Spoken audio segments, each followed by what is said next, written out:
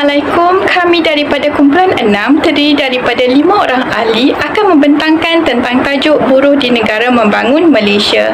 Nama saya Nur Nasuha binti Abdul Rashid, nombor matrik 279712, akan memulakan pembentangan dengan bahagian pengenalan buruh. Dalam pembangunan sumber manusia, buruh merupakan tenaga kerja iaitu golongan manusia yang berkeupayaan dalam memberi sumbangan sama ada tenaga fizikal maupun mental bagi mencapai hasil dalam proses pengeluaran, di mana tenaga buruh menjadi suatu komponen penting yang berperanan sebagai input, iaitu penggerak kepada sektor pembinaan, perkhidmatan dan pengeluaran sesuatu produk atau barangan. Dengan demikian, buruh menerima bayaran upah dalam pelbagai bentuk seperti wang, barangan dan lain-lain sebagai ganjaran terhadap sumbangan yang diberikan semasa kontrak perkhidmatannya. Justru itu, Jabatan Perangkaan Malaysia telah melaksanakan survei tenaga buruh, lalu mendefinisikan tenaga buruh sebagai penduduk dalam lingkungan umur bekerja iaitu 15 hingga 64 tahun ketika tempoh dirujuk sama ada termasuk dalam kategori tenaga buruh ataupun dikategorikan sebagai di luar tenaga buruh. Dalam sektor pembinaan di Malaysia, tenaga buruh diklasifikasikan berdasarkan 3 bahagian, iaitu pertama adalah buruh mahir, juga digelar sebagai buruh yang berkemahiran dalam menggunakan peralatan dan teknologi serta cekap melaksanakan kerja-kerja pembinaan. Taraf kemahiran bagi golongan buruh ini ditentukan menerusi berapa lama mereka bekerja di dalam industri binaan, iaitu jangka masa yang diperlukan bagi mencapai status ini adalah kira-kira antara 5 hingga 10 tahun. Lebih kurang kerana buruh ini akan sering terlibat dalam kerja-kerja pembinaan yang memerlukan kepakaran. Buruh separa mahir merupakan kategori kedua, iaitu merupakan golongan yang mempunyai kemahiran dalam satu cabang kerja pembinaan atau lebih, tetapi masih belum mencapai tahap kemahiran yang tinggi seperti buruh mahir. Ekoran itu, golongan buruh ini akan menjadi pembantu kepada buruh mahir dalam melaksanakan kerja pembinaan. Ketiga adalah buruh tidak mahir, di mana golongan buruh ini tidak mempunyai apa-apa kemahiran dalam cabang pembinaan, tetapi tetap menyumbang tenaga dengan melakukan kerja-kerja di tapak pembinaan, misalnya membersihkan tapak, mengangkut bahan dan sebagainya. Pertubuhan buruh antarabangsa atau digelar sebagai International Labour Organization ILO yang diasaskan oleh Pertubuhan Bangsa-Bangsa Bersatu PBB merupakan sebuah organisasi yang berperanan khusus dalam menangani isu-isu buruh, di mana objektif utamanya adalah bagi memelihara hal kebajikan buruh agar tidak ditindas oleh majikan, memastikan ketersediaan latihan buruh, malahan untuk mengawal dan menyelesaikan pelbagai masalah berkaitan pasaran penawaran buruh, meliputi di setiap peringkat kira-kira domestik ataupun antarabangsa. Seterusnya, berdasarkan statistik tenaga buruh pada tahun 2020, Malaysia mengalami ketidaktentuan dalam kedudukan tenaga buruh yang terjejas berikutan krisis kesihatan iaitu pandemik COVID-19 dan impak ekonomi lalu telah mendorong kepada peningkatan pengangguran. Misalnya, menerusi Jabatan Perangkaan Malaysia merekodkan kadar pengangguran meningkat kepada 4.3% berbanding tahun 2019 iaitu 3.3%. Disebabkan oleh faktor kehilangan pekerjaan dan pengurangan jam bekerja semasa pandemik ini. Walau bagaimanapun, petunjuk ekonomi yang semakin pulih dengan program vaksinasi COVID-19 telah menjadikan statistik pasaran buruh Malaysia semakin meningkat dan bertambah baik pada Februari tahun 2021. Misalnya, telah dilaporkan peningkatan bilangan penduduk bekerja seramai 15.27 juta iaitu meningkat sebanyak 33.3 ribu orang dengan kadar peningkatan 0.2% berbanding bulan sebelumnya, di mana ini menunjukkan kemampuan ekonomi bagi nisbah guna tenaga dalam mencapai guna tenaga kekal sebanyak 65.2%. Sekian saja daripada saya. Assalamualaikum, nama saya Nuzul Farhani binti Zulkifli, nombor matrik 279359. Saya akan meneruskan pembentangan bagi faktor-faktor kedatangan tenaga buruh asing di negara Malaysia. Faktor yang pertama adalah kekurangan tenaga buruh. Hal ini demikian kerana bilangan tenaga buruh yang sedikit di negara kita menyebabkan kita terpaksa mengimport atau menerima buruh asing di negara lain. Pelbagai sektor seperti sektor pertanian, sektor pembinaan, sektor perindustrian amat memerlukan tenaga pekerja yang ramai untuk melakukan pekerjaan. Kita ketahui bahawa negara yang maju amat mementingkan keperluan sumber manusia dalam sesuatu perkhidmatan sektor. Seterusnya, ia disebabkan pekerjaan kita bukan sahaja memerlukan tenaga pekerja yang ramai, tetapi memerlukan tenaga pekerjaan yang berkemahiran serta kreatif. Tambahan pula, sekiranya kita ingin membina sesebuah pembangunan, kita sememangnya memerlukan tenaga buruh yang mahir serta kepakaran dalam pelbagai bidang untuk diaplikasikan dalam pelbagai sektor. Seterusnya, kekurangan buruh tempatan dalam pelbagai sektor ini disebabkan mereka kurang berminat dengan pekerjaan ini. Masyarakat tempatan lebih berminat kepada pekerjaan yang ada jawatan serta dipandang tinggi oleh masyarakat. Hal ini demikian kerana sektor pembinaan pada masa sekarang masih lagi bergantung kepada khidmat guna tenaga asing kerana kekurangan tenaga buruh tempatan yang kurang berminat menyebabkan kehadiran tenaga buruh asing di sektor pembinaan sangat ketara. Tambahan pula, masyarakat kini tidak lagi ingin melakukan pekerjaan yang menggunakan tenaga seperti kerja berat-berat yang dilakukan dalam sektor pembinaan. Selain itu, masyarakat yang mempunyai pendidikan yang tinggi tidak akan melakukan pekerjaan yang berbahaya serta kotor. Bukan itu sahaja, malah kerja yang menyukarkan dan membebaskan diri. Jika kita lihat, peluang pekerjaan dari sektor pembinaan, sektor perindustrian serta sektor pertanian sangat luas. Namun disebabkan masyarakat tempatan kini lebih memilih pekerjaan, menyebabkan pekerjaan ini banyak dimonopoli oleh tenaga buruh asing. Faktor yang seterusnya ialah tarikan buruh asing ke negara kita. Hal ini demikian kerana buruh asing yang datang ke negara kita disebabkan negara mereka yang miskin dan tidak mempunyai kemudahan serta peluang pekerjaan yang terhad. Seterusnya, buruh asing ini dikatakan rela bekerja dalam bidang apa sekalipun kerana mereka tidak memilih pekerjaan. Tambahan pula, mereka sanggup menghadapi risiko yang berbahaya untuk mendapatkan pendapatan. Oleh hal yang demikian, tidak hairan sekiranya buruh asing ini menjadi pilihan majikan untuk diambil sebagai pekerja dalam sektor pembinaan atau sebagainya. Buruh ini dikatakan datang dari pelbagai negara yang berjiran dengan negara Malaysia seperti negara Indonesia, Bangladesh, Filipina, Thailand dan sebagainya. Tambahan pula, buruh asing yang datang ke negara Malaysia tidak memilih pekerjaan. Mereka sanggup bekerja dalam bidang sektor apapun seperti sektor perbuatan, pembinaan, pembantu rumah dan sebagainya. Seterusnya, peluang pekerjaan yang terhad di negara mereka menyebabkan mereka sanggup berhijrah ke negara Malaysia. Perkembangan yang pesat dalam pelbagai sektor di negara Malaysia menyebabkan menjadi tumpuan bagi buruh asing untuk datang ke negara Malaysia.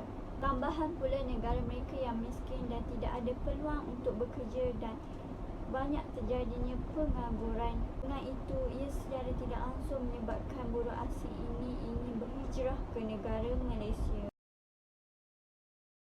Jika kita lihat, tarikan buruh asing yang datang di negara kita ini disebabkan politik yang stabil di negara kita.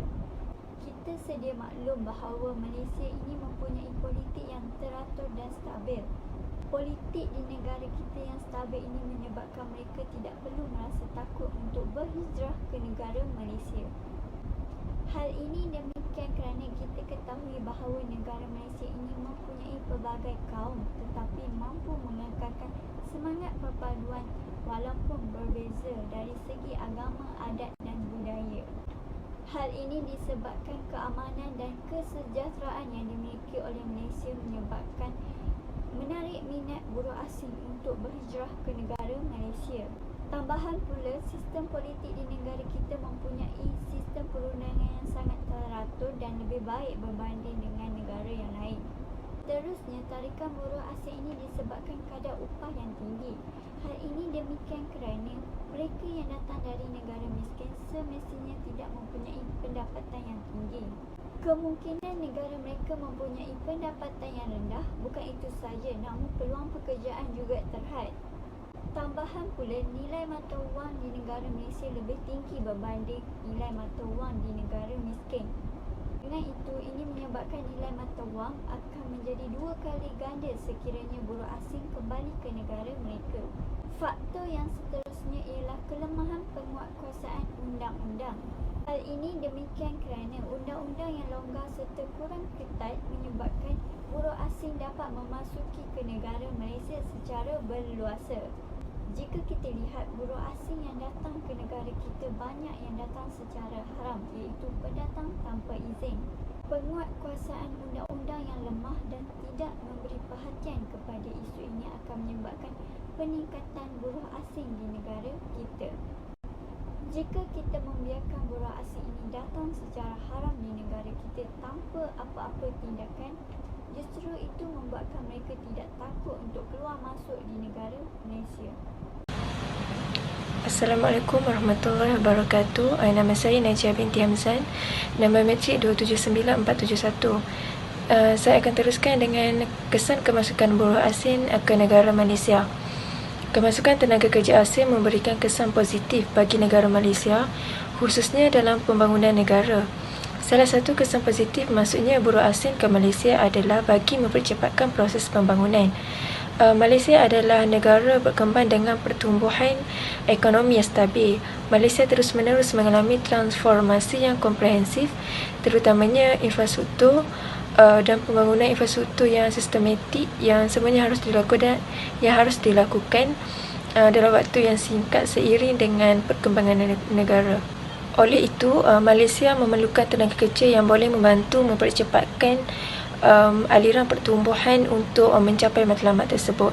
Malaysia sebenarnya masih kekurangan tenaga kerja orang asli untuk memacu pembangunan dan ia bergantung kepada tenaga kerja dari negara lain. Selain itu, salah satu faedah pekerja asing memasuki Malaysia adalah bagi mengatasi masalah kekurangan tenaga kerja khususnya dalam sektor pertanian.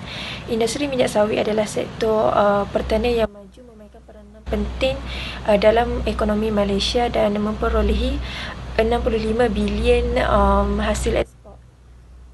Pencapaian industri sawit akan tercalar jika ia diabaikan dan ia mungkin memberi kesan negatif kepada pembangunan ekonomi negara. Perniagaan minyak sawit sebaliknya berkemungkinan menghadapi cabaran pertumbuhan masa depan kerana kekurangan tenaga buruh untuk mengendalikannya.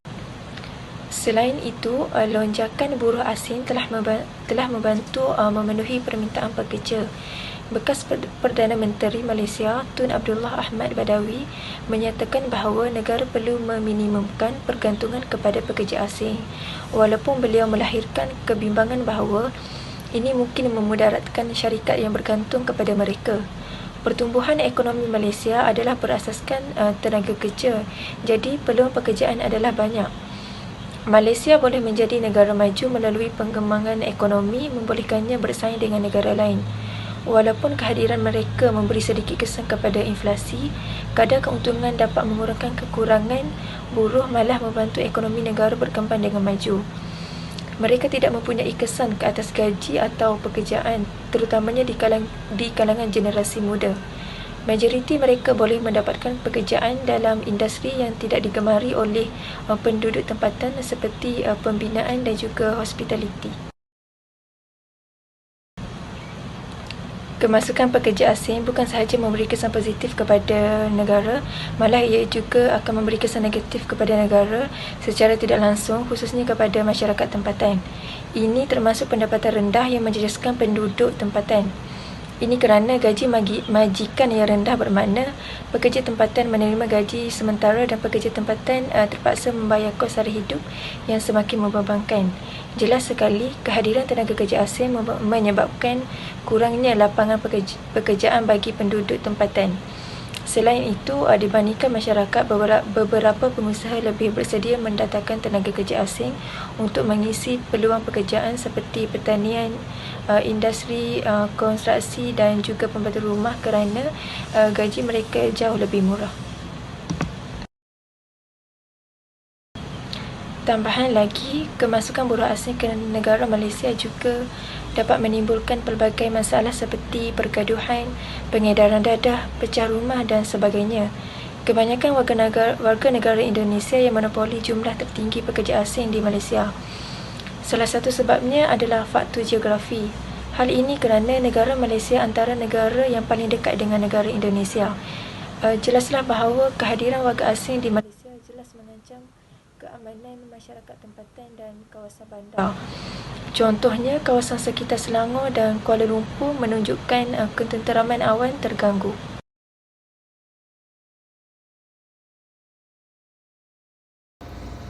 Assalamualaikum warahmatullahi wabarakatuh. Saya Nifijatul Akmal binti Zakaria. Nama metrik 27956. Saya akan menjelaskan mengenai langkah meningkatkan kualiti tenaga buruh di negara Malaysia. Antara salah satu langkahnya ialah penambahbaikan institusi pasaran buruh yang bertujuan untuk mengekalkan pasaran buruh dan melahirkan modal insan yang berkemahiran tinggi. Sebagai contoh, di negara Malaysia telah melaksanakan rancangan Malaysia yang ke-10 iaitu dengan melaksanakan penambahbaikan perundangan dan institusi dalam pasaran buruh. Pada tahun 2011, terdapat penubuhan Talent Corporation yang bertujuan untuk menarik dan mengekalkan modal insan berkemahiran tinggi. Penubuhan tersebut dibuat agar menjadi sebuah negara maju dan tenaga buruh tersebut diambil dan dipraktikkan ke negara maju. Manakala pada tahun 2020, terdapat Talent Roadmap yang menjelaskan strategi bagi Malaysia untuk menjadi 20 destinasi yang memberi fokus kepada 3 dimensi, iaitu mengoptimalkan bakat tempatan, membina rangkaian bagi bakat terbaik serta menarik dan mengekalkan bakat asing. Penubuhan tersebut dibuat adalah sangat membantu negara bagi melahirkan buruh yang profesional dalam berbagai bidang. Dengan itu, buruh yang berkemahiran tinggi ini dapat membangunkan sesebuah negara menjadi negara lebih maju. Langkah kedua yang boleh diambil iaitu memodernkan undang-undang perburuhan, di mana buruh juga mempunyai hak dan peraturan yang boleh dipatuhi agar mendapat hak yang sama adil. Sebagai contoh, dari segi pemberian gaji, mestilah setimpal dengan pekerjaan. Sekiranya pemberian gaji yang kurang atau melanggar peraturan yang ditetapkan itu, akan dikenakan tindakan yang sewajarnya. Misalnya, undang-undang yang terdapat dalam undang-undang perburuhan di Malaysia seperti Akta Kerja 1955, Akta Perhubungan Perusahaan 1967 dan Akta Kesatuan Pekerja 1959. Akta-akta tersebut telah pun disemak selaras dengan perubahan pasaran buruh serta selaras dengan pematuhan kepada standard buruh antarabangsa. Selain itu, langkah lain yang dibuat iaitu dengan pemberian gaji minimum yang diperkenalkan pada tahun 2012 dengan memastikan penerimaan gaji yang lebih baik kepada pekerja dengan pemberian gaji setara dengan kemahiran para pekerja agar mereka ni lebih bersemangat untuk meneruskan pekerjaan. Langkah yang ketiga yang boleh diambil iaitu dengan mewujudkan pekerjaan yang berkemahiran tinggi lebih banyak. Sebagai contoh, sektor industri semestinya memerlukan kemahiran yang tinggi bagi menghasilkan produktiviti yang berkualiti. Jadi, sekiranya menarik lebih banyak pelaburan ke sesebuah negara, maka peluang pekerjaan utamanya tenaga buruh yang berkemahiran tinggi ini sangat memerlukan. Bagi mencapai tujuan tersebut, kerajaan Malaysia telah menyenaraikan aktiviti dan produk yang digalakkan di bawah Akta Penggalakan Pelaburan 1986 yang akan dikaji semula dengan untuk mengeluarkan produk yang dihasilkan oleh industri berintensif buruh, di mana kerajaan menjangkakan tenaga buruh berkemahiran tinggi ini akan meningkat pada tahun 2020. Justru itu, kemahiran yang tinggi ini sangat perlu dipertingkatkan agar pencapaian ekonomi seluruh negara itu juga akan berkembang.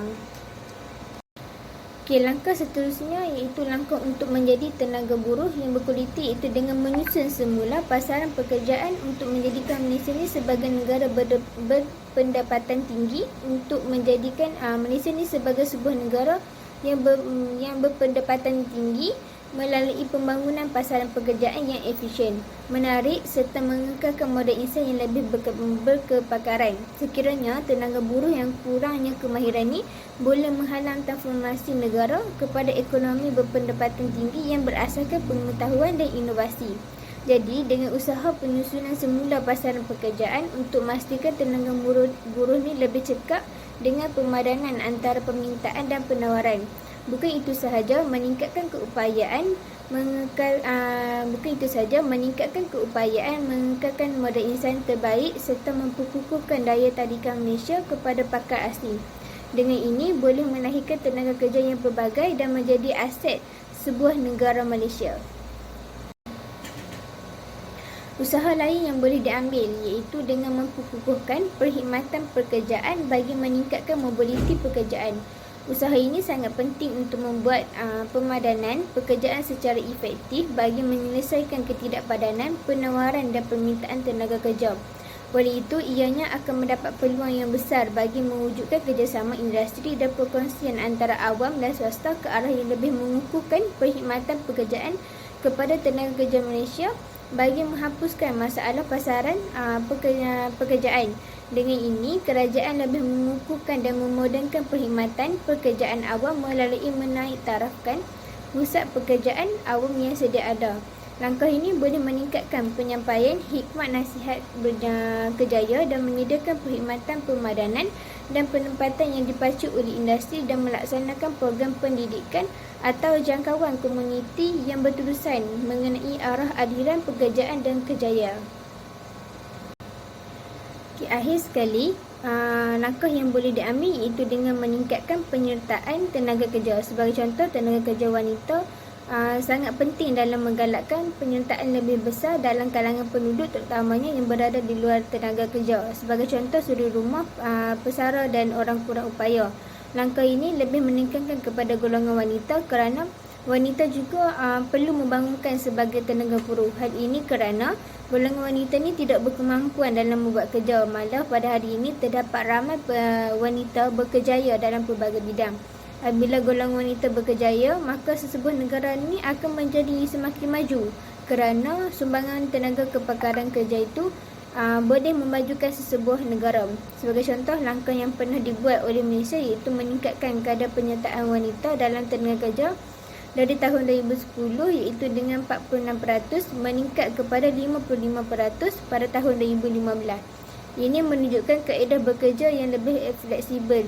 Langkah yang diambil oleh kerajaan iaitu dengan pelaksanaan dasar dan amalan bekerja secara fleksibel dan separuh masa akan menggalakkan rakyat Malaysia ini yang bersara untuk turut menyumbang tenaga kepada ekonomi negara, terutamanya dalam sektor dan pekerjaan yang memerlukan kepakaran yang lebih berpengalaman. Saya, Siti Nur Badara binti Muhammad Razi 27718 akan merumuskan tentang tugas yang telah kami lakukan, iaitu terdapat banyak perkara yang perlu ditingkatkan dalam usaha untuk melangkah ke arah negara maju, terutamanya bagi sesebuah negara membangun seperti Malaysia. Sesebuah negara perlu berada dalam laluan yang betul, khususnya dalam bidang ekonomi. Oleh itu, kerajaan telah memainkan peranan dengan mewujudkan banyak dasar kerajaan. Hal ini dikatakan sedemikian kerana kedudukan ekonomi perlulah diperkukuh kerana penggerak kepada sesebuah pembangunan ialah ekonomi yang tidak boleh dipandang remeh. Oleh itu, plan tindakan dan strategi yang berterusan diperlukan untuk mengukuhkan ekonomi. Tenaga kerja atau buruh adalah plan strategi untuk melancarkan serta mengukuhkan pembangunan negara. Perindustrian yang semakin berkembang membuka banyak peluang pekerjaan. Oleh itu, keperluan terhadap penggunaan buruh juga meningkat dalam semua bidang, tidak kira bidang profesional atau bukan profesional, sehingga memaksa kita untuk menggunakan buruh asing dari negara luar. Plan yang strategik diperlukan untuk mengambil buruh asing bekerja ke dalam negara dengan mengambil kira 3 aspek yang merangkumi aspek utama seperti ekonomi, politik dan sosial. Hal ini dikatakan demikian kerana segala implikasi yang baik maupun yang buruk yang timbul akibat kemasukan buruh asing perlu diambil kira kerana ia berkait dengan kemajuan dan juga rakyat. Kemasukan buruh asing ke negara kita jelas banyak memberi impak yang positif berbanding impak negatif. Hal ini kerana kita tidak dapat nafikan bahawa realiti negara yang membangun memerlukan tenaga mereka meskipun terdapat isu yang menyatakan untuk tidak terus menggunakan tenaga mereka. Oleh itu, kelemahan-kelemahan atau isu yang timbul disebabkan oleh kemasukan buruh asing ini perlulah diperbaiki. Tenaga buruh yang mahir akan menghasilkan produk yang berkualiti. Oleh itu, satu langkah perlu diambil untuk meningkatkan pengambilan buruh yang mahir. Institusi pasaran buruh diperbaiki untuk menghasilkan buruh yang berkemahiran tinggi kerana pembangunan negara sangat memerlukan tenaga buruh dan mereka memainkan peranan yang besar terutamanya dari segi ekonomi. Hal ini kerana pembangunan di sebuah negara dipengaruhi oleh perkembangan ekonomi. Kemajuan sebuah negara itu diukur dengan perkembangan ekonomi untuk bersaing dengan negara lain. Oleh itu, sumbangan tenaga kerja oleh buruh ini perlulah dihargai kerana tanpa mereka kita tidak menikmati pembangunan dan kemajuan hari ini.